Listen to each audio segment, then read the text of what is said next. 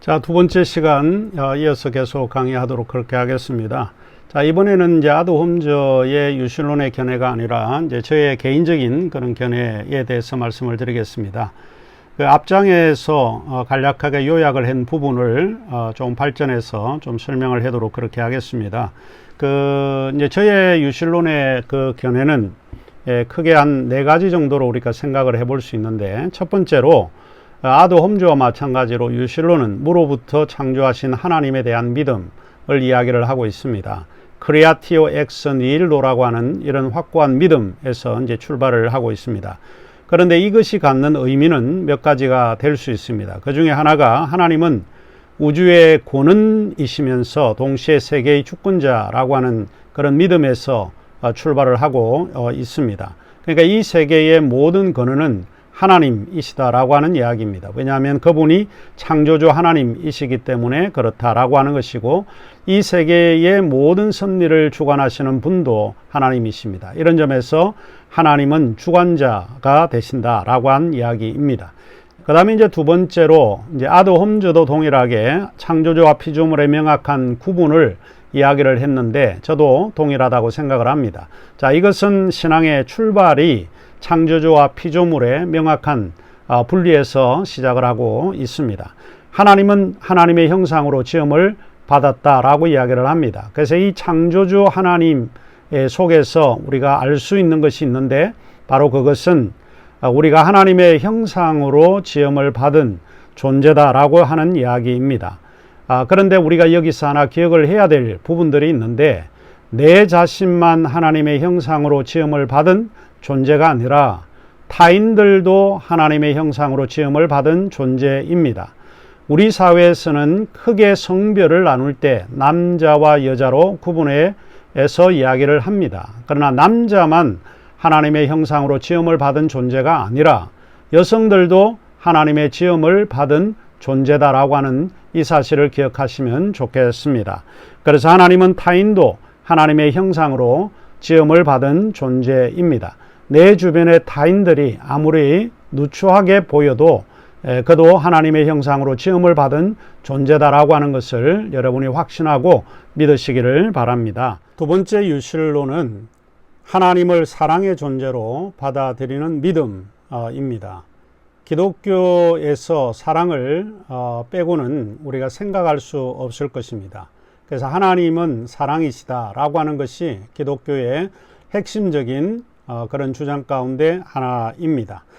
요한 1서 4장 12절 그리고 16절에 보면 이렇게 기록이 되어 있습니다. 어느 때나 하나님을 본 사람이 없으되 만일 우리가 서로 사랑하면 하나님이 우리 안에 거하시고 그의 사랑이 우리 안에 온전히 이루어지느니라. 16절에서는 하나님이 우리를 사랑하시는 사랑을 우리가 알고 믿었노니 하나님은 사랑이시다. 여기에서 영어 성경에 보니까 No one has ever seen God, but if we love one another, God lives in us. 이렇게 이야기를 했고요. God is love. 하나님은 사랑이시다. Caritas Deus est. 유명한 라틴어 명제이죠. 하나님은 사랑이시다. 하나님의 사랑을 빼고는 기독교 유실론을 생각할 수 없습니다. 우리가 너무 잘 알고 있는 요한복음 3장 16절도 이 유실론의 기독교 유실론의 핵심적인 내용을 증명하고 있다, 이렇게 볼 수 있습니다. 하나님이 세상을 이처럼 사랑하사 독생자를 주셨으니 이는 저를 믿는 자마다 멸망치 않고 영생을 얻게 하려 하심이라. 하나님의 사랑을 빼고는 기독교 유실론을 생각할 수 없습니다. 여기에서 제가 사실은 창조주 하나님의 신앙적인 의미를 한번 생각해 보려고 합니다. 특별히 창조주 하나님의 신앙적 의미는 굉장히 넓고 깊이가 있다, 이렇게 저는 생각을 합니다. 여기서 창조주 하나님의 신앙적인 그런 의미를 생각해 볼 때에 조금 언급하고자 하는 신학자 한 분이 있습니다.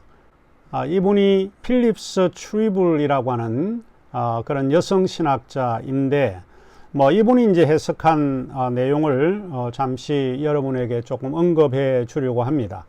이분이 쓴 논문 가운데 하나가 이브와 아담, 창세기 2장 3장의 재조명이라고 하는 아주 소논문이 하나 있습니다. 이 소논문이 갖는 의미가 저는 굉장히 좀 중요하다. 그것이 창조주 하나님의 신앙적 의미를 생각할 때 도움이 되겠다, 이렇게 생각을 하고 여러분에게 좀 소개를 하려고 합니다.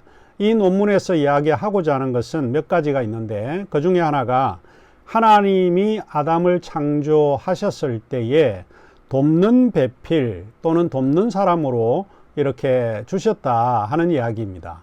여기서 이제 우리가 기억을 해야 되는 것은 돕는 배필, 돕는 사람으로 주셨다는데, 이 돕다라고 하는 뜻의 히브리어가 에제르라고 하는 단어입니다. 외우기도 쉬운 단어인데 에제르라고 하는 단어를 사용을 했습니다. 그런데 이 단어가 갖는 의미는 여성을 종속하거나 열등한 그런 존재를 의미하는 것은 아니다라고 이야기를 합니다. 그래서 이 단어는 여성의 종속성이나 열등성을 전혀 의미하는 것은 아니다라고 하는 것입니다.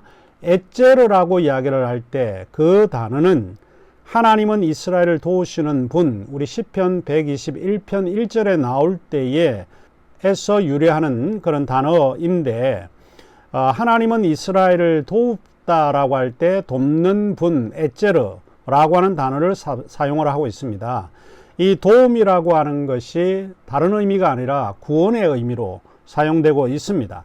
그러니까 결국에는 에제르라고 이야기할 때 궁지에 몰려 있는 사람을 구해주는 것, 죽음 가운데 있는 사람을 구원하는 자, 위험에서 도움을 주는 자 등의 의미로 사용을 하고 있습니다. 이제 이런 의미로 볼 때 에제르, 돕는 배필, 돕는 사람이라고 하는 이것은 도움이라고 하는 그런 것이 아니고 이끌어주는 사람, 이끌미의 그런 의미가 되는 것입니다. 우리 이제 동양에서 많이 사용하고 있는 부창부수, 여필, 종부와 같은 유교 규범과 완전히 다르다라고 하는 것을 알 수 있습니다.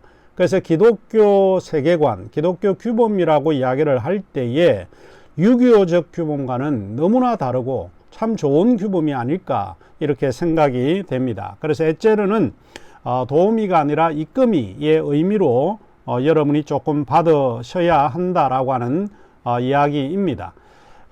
우리가 이제 필립스가 이제 해석하는 내용을 조금 더 살펴보게 될 때에 선과 악을 알게 하는 열매를 따먹는 주체가 필립스가 생각할 때는 왜 남성이 아니고 여성인가에 대한 흥미로운 설명을 내놓고 있습니다. 물론 이제 이 해석은 조금 진보적인 그런 해석일 수 있고 우리가 받아들일 수 있는 것은 아니겠지만은 그래도 우리가 한번 참고해 볼 필요는 있다 생각을 합니다.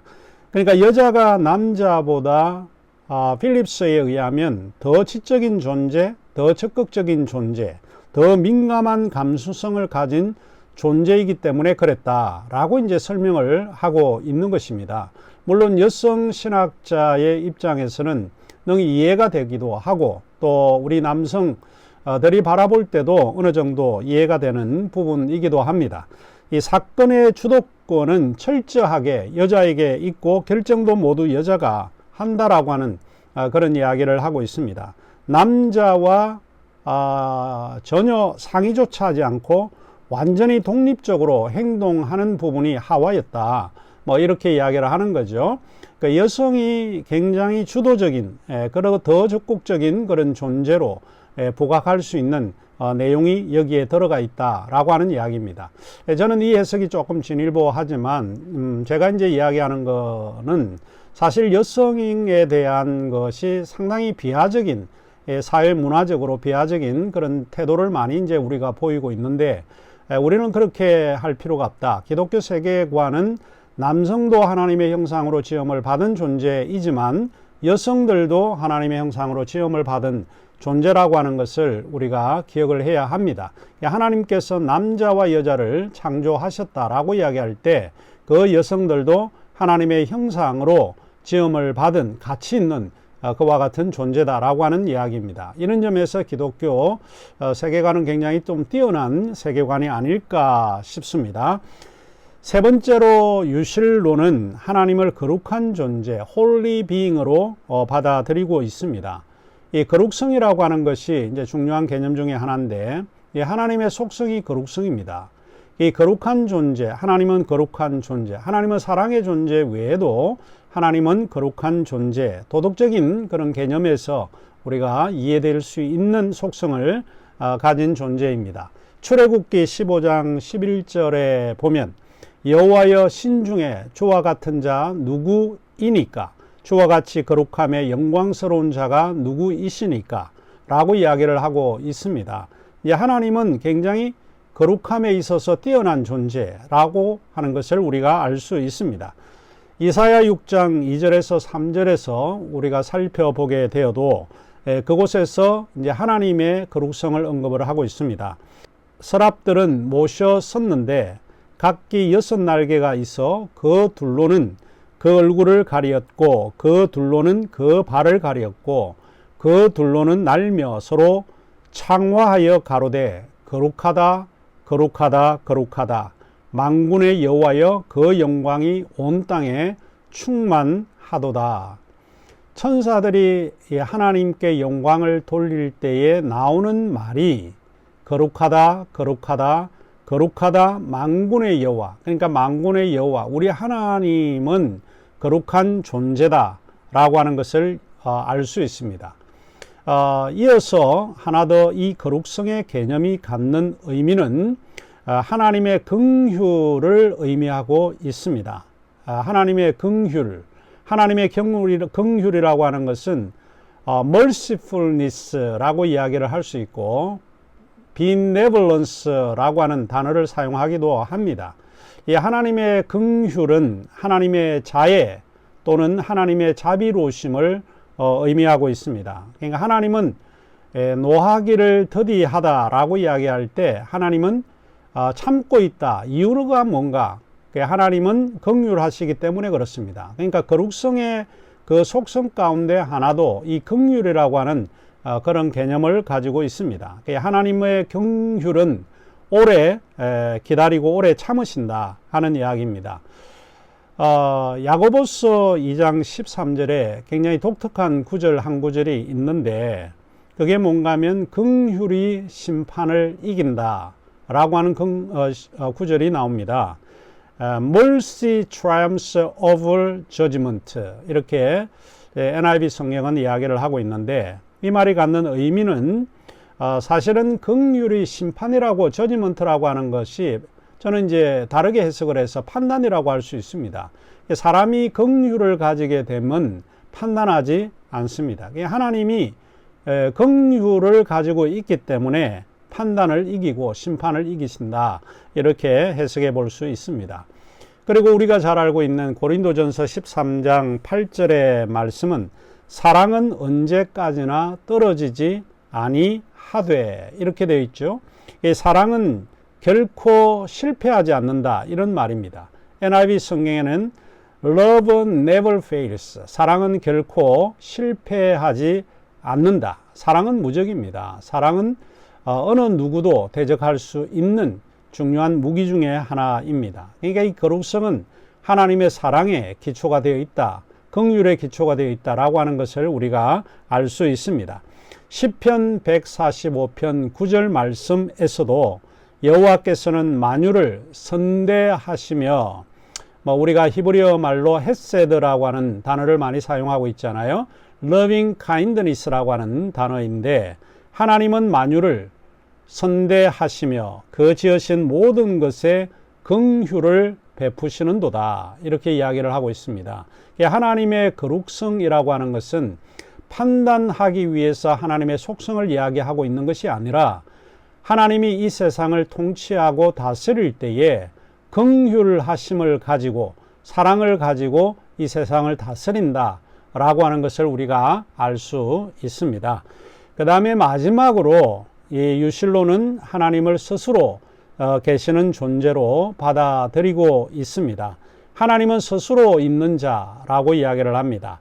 I am whom I am, I am that I am. 하나님은 자존하시는 그런 존재입니다. 어느 누구에 의해서 강압받을 수 없으시고 또 외부에 의해서 하나님의 선택이 방해를 받지 않으신다는 겁니다.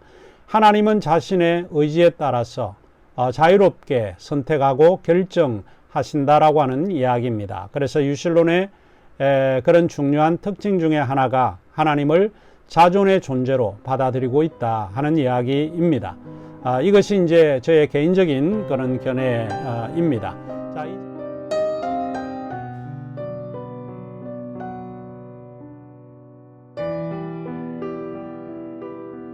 이제 우리가 다르게 이제 생각을 해볼 수 있는 또한 주제가 있는데, 그것은 세계관의 구조에 관한 얘기입니다. 세계관의 구조는 어떻게 형성이 되었고 어떤 방식으로 우리가 이해할 건가, 이 부분을 살펴보아야 할 것 같습니다. 그리스도인들은 실제로 세상, 문화 이런 것을 어떻게 이해해야 될 건가요? 저와 같은 나이에 있는 사람들은 어릴 때 교회 생활을 할 때 이 세상 문화는 악한 것이라고 배우고 이해했습니다.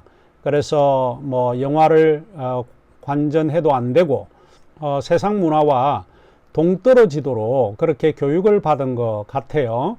그러나 우리는 이 세상 문화를 어떻게 이해할 건가? 지금 우리가 가지고 있는 숙제 중에 하나입니다. 세상 혹은 세상 문화는 우리 그리스도인들에게 어떤 의미일까? 이 주제를 가지고 우리가 한번 생각을 해 보아야 할 것입니다. 그렇다라고 하면 그리스도인은 세상 문화를 악한 장소로 이해해야 할 것인가? 그렇게 이해하는 사람들은 많이 없으리라고 생각을 합니다. 아니면은 세상과 문화는 교회와 대립적인 관계로 이해해야 할 것인가? 혹은 참되고 헌신적인 신앙생활, 교회 생활을 위해서는 우리는 세상을 회피하거나 세상 문화로부터 거리를 두어야 할 것인가? 이런 이제 생각을 우리가 하게 될 것입니다. 먼저 우리가 이 문제를 다루기 전에 요한일서 2장 15절 17절을 한번 살펴보려고 하는데, 이 세상이나 세상에 있는 것들을 사랑하지 말라. 누구든지 세상을 사랑하면 아버지의 사랑이 그 안에 있지 아니하니, 이는 세상에 있는 모든 것이 육신의 정욕과 안목의 정욕과 이생의 자랑이니 다 아버지께로부터 온 것이 아니요 세상으로부터 온 것이라. 이 세상도 그 정욕도 지나가되 오직 하나님의 뜻을 행하는 자는 영원히 거하느니라.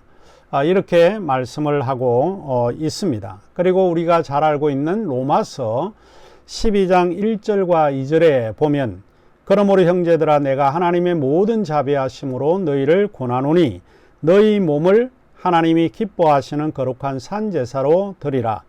이는 너희가 드릴 영적 예배니라. 이 세대를 본받지 말고 오직 마음을 새롭게 함으로 변화를 받아 하나님의 선하시고 기뻐하시고 온전하신 뜻이 무엇인지 분별하도록 하라. 이렇게 말씀하고 있습니다. 자, 그리고 요한복음 17장 13절에서 16절 같은 이 말씀에도 이렇게 이야기를 합니다.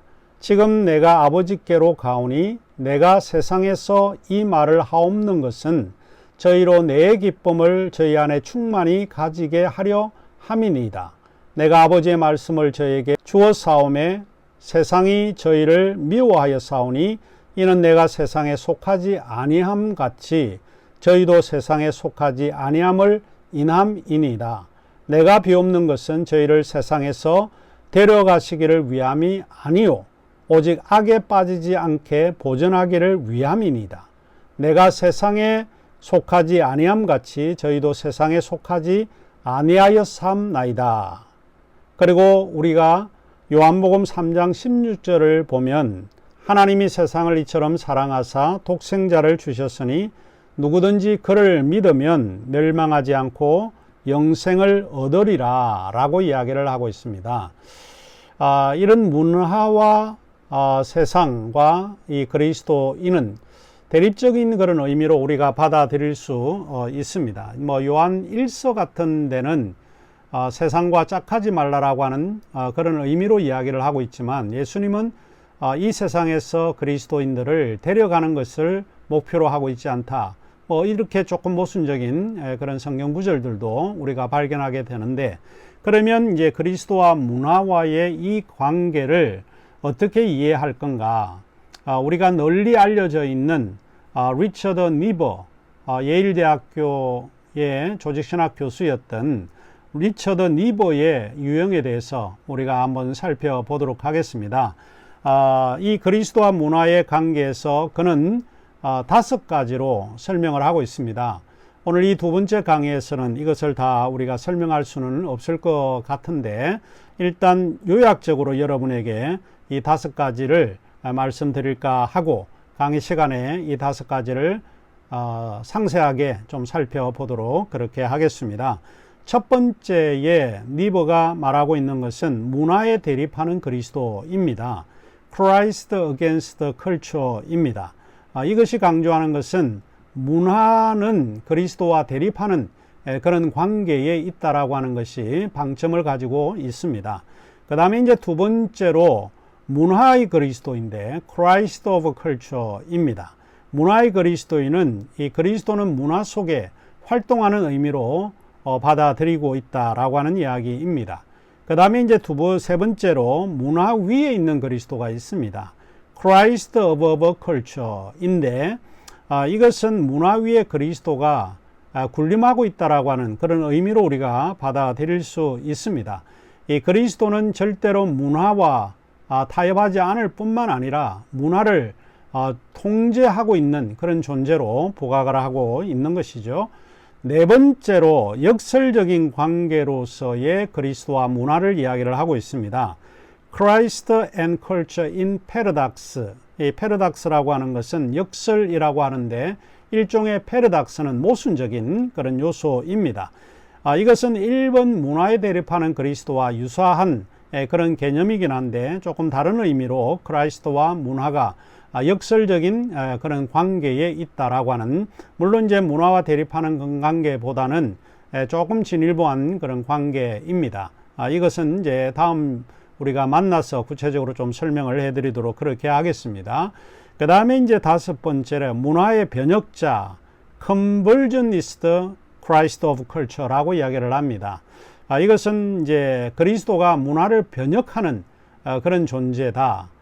세상을 본받지 않게 하고 세상이 그리스도를 따라오도록 만드는 그와 같은 형태의 유형이라고 볼 수 있는 거죠. 그래서 그리스도와 문화의 관계에서 이 5번째 문화의 변혁자 그리스도는 우리가 잘 알고 있는 성 어거스틴이 가장 선호했던 그런 패턴 중에 하나입니다.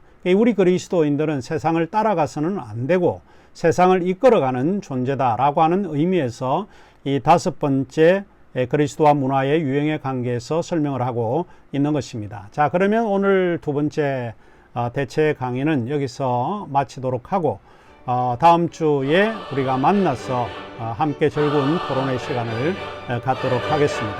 즐거운 명절 더 잘 보내시기를 바랍니다. 감사합니다.